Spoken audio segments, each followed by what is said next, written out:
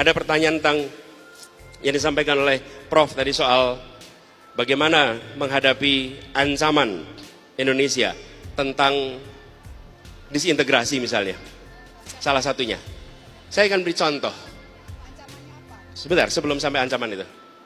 Yugoslavia itu pecah menjadi 7.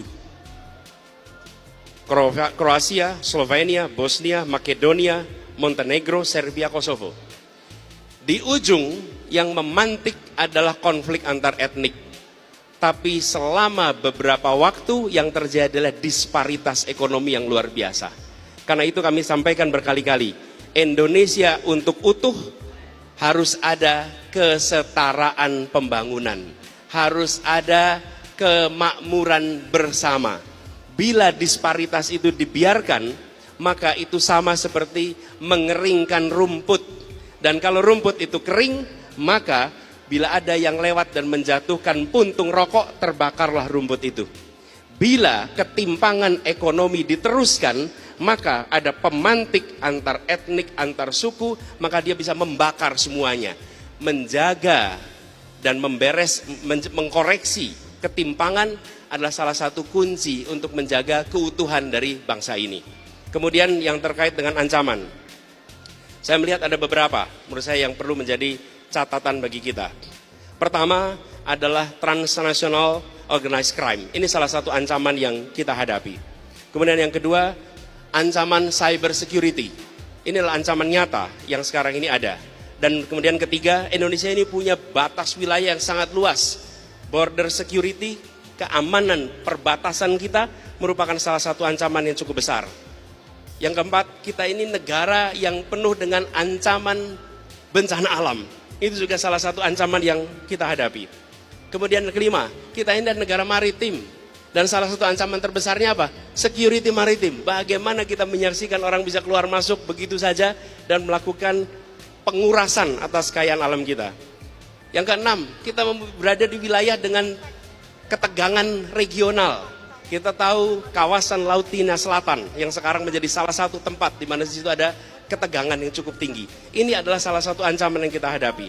Jadi, Bu Prof, kalau bisa saya sampaikan, itulah beberapa ancaman yang kita miliki. Dan kalau kita sadari ancaman itu, maka kita bisa menyiapkan susunan langkahnya untuk bisa menghadapi semua ancaman itu.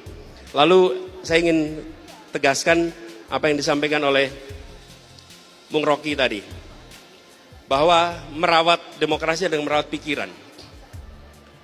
Kami berpandangan sama, kami melihat bahwa di dalam demokrasi salah satu kuncinya adalah memberikan ruang untuk dialog, untuk tukar pikiran. Dan itu artinya harus punya pikiran, harus punya gagasan. Kalau tidak ada gagasan, tidak ada pikiran, tidak mungkin bisa dialog. Dialog itu membutuhkan bekal gagasan dan pikiran. Dan demokrasi adalah ruang yang memberikan kesetaraan untuk itu. Ini komitmen kami untuk dijaga. Dan cara melihat komitmen bukan dengan menanyakan besok berbuat apa. Apakah kemarin memberikan ruang untuk kebebasan?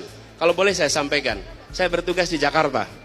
Dengan segala macam kritik, dengan segala macam komentar, kami tidak pernah satupun mengirimkan keluhan, bahkan menuntut kepada polisi atas kata-kata siapapun tentang apa yang dikerjakan oleh Gubernur Jakarta. Nol, tidak ada.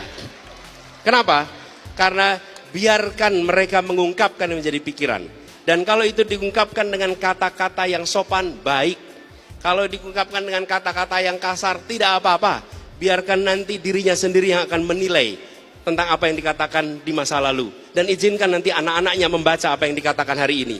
Itu adalah salah satu kunci di mana menurut kami ruang kebebasan itu dijaga. Karena itu ketika kita bicara besok kita akan jaga. Kenapa? Karena kemarin kita jaga kebebasan untuk berbicara, kebebasan untuk mengkritik, dan kebebasan untuk saling berdialog, saling bertukar pikiran. Karena dari pertukaran pikiran itulah kita akan muncul gagasan baru. Saya termasuk yang mempercayai inspirasi tidak datang dari meditasi. Inspirasi datang dari interaksi pikiran. Interaksilah yang menghadirkan inspirasi. Karena itu kalau Republik ini ingin maju, berikan ruang interaksi pikiran. Nanti akan muncul gagasan-gagasan baru untuk Indonesia ke depan. Itu jawaban saya atas semua pertanyaan tadi. Terima kasih. Baik,